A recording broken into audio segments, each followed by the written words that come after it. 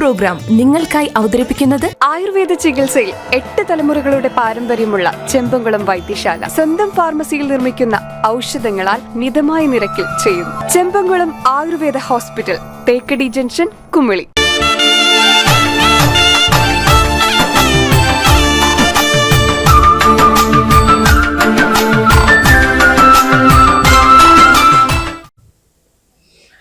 ശബരിമലയിൽ എത്തുന്ന ഭക്തർക്കായുള്ള ദേവസ്വം ബോർഡിന്റെ അന്നദാനത്തിന് പ്രിയമേറുന്നു.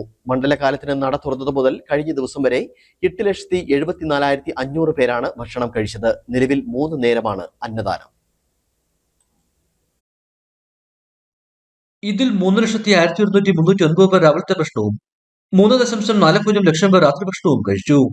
രാവിലെ 6 മുതൽ 11 വരെ ഉപ്പുമാവ്, കടലക്കറി, ചുക്കാപ്പി, തിളപ്പിച്ചാറിയ വെള്ളം. വൈകിട്ട് 6:45 മുതൽ നടയടയ്ക്കും വരെ കഞ്ഞിയും പുഴുക്കുമുണ്ട്. ഡിസംബർ 21 ആരംഭിച്ച കേരള സദ്യയ്ക്കും വൻ തിരക്കാണ്. 1 ദിവസങ്ങളിലാണ് കേരള സദ്യ നൽകുന്നത്.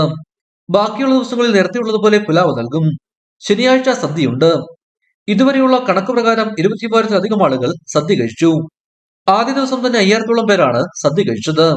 പൊന്നേരിയുടെ ചോറ്, പരിപ്പ്, പപ്പടം, അവിയൽ, തോരൻ, സാമ്പാർ, രസം, പായസം തുടങ്ങിയ വിഭവങ്ങളാണ് സദ്യക്കുള്ളത്.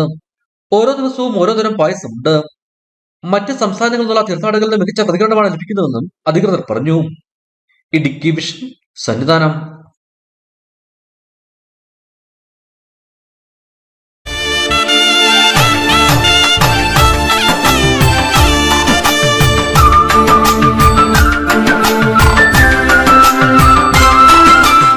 ഈ പ്രോഗ്രാം നിങ്ങൾക്കായി അവതരിപ്പിച്ചത് ആയുർവേദ ചികിത്സയിൽ 8 തലമുറകളുടെ പാരമ്പര്യമുള്ള ചെമ്പംകുളം വൈദ്യശാല സ്വന്തം ഫാർമസിയിൽ നിർമ്മിക്കുന്ന ഔഷധങ്ങളാൽ മിതമായ നിരക്കിൽ ചെയ്യുന്നു. Chembankulam Ayurveda hospital, Thekkady junction, Kumily.